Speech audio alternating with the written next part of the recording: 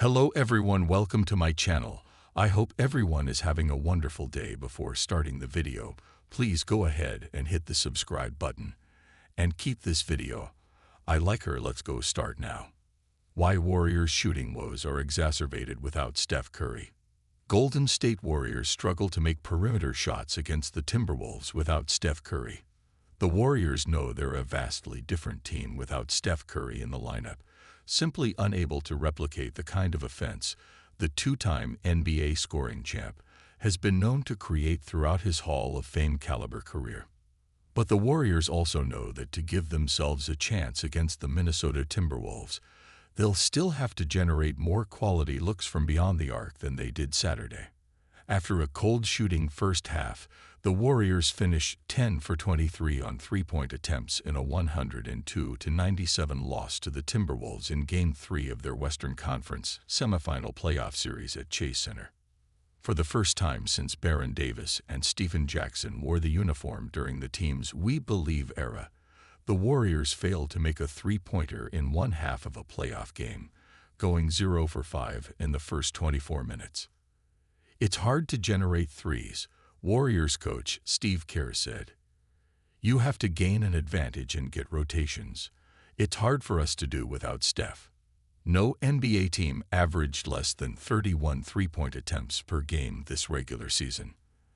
That 2006-07 Warriors team, led by Davis, Jackson, and Jason Richardson, led the league with an average of 24 three-pointers attempted per game. That likely won't get it done in 2025.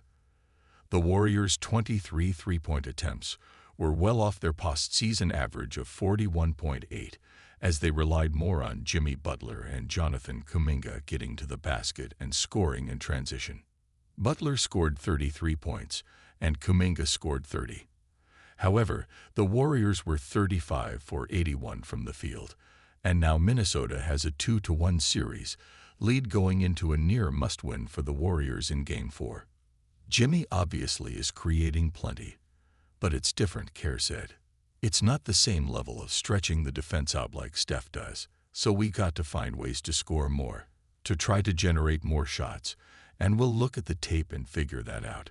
The last time the Warriors did not make a three-pointer through an entire half of a postseason game was April 25, 2007.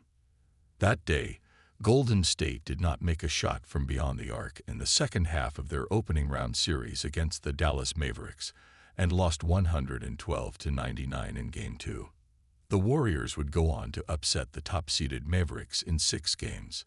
Saturday, Buddy Hield missed all 3 of his shots from the field and attempted only 1 three-pointer in the first half.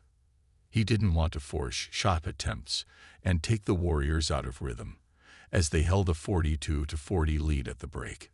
Hield spoke with Curry before the start of the third quarter about what he was seeing, then made Golden State's first three just 35 seconds after halftime.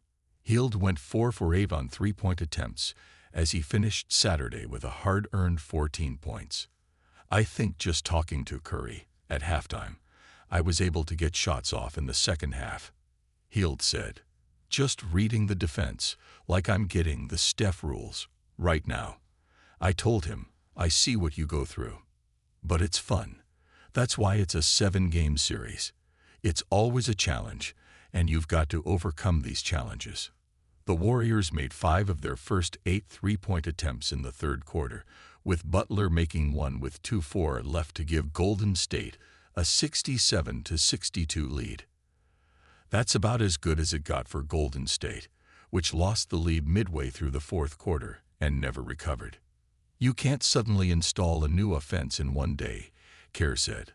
"But we obviously will lean into Jimmy Butler, play through him. We're still going to run similar actions, but Steph is one of one, and a lot of the stuff he creates is not replicable because we don't call a ton of plays."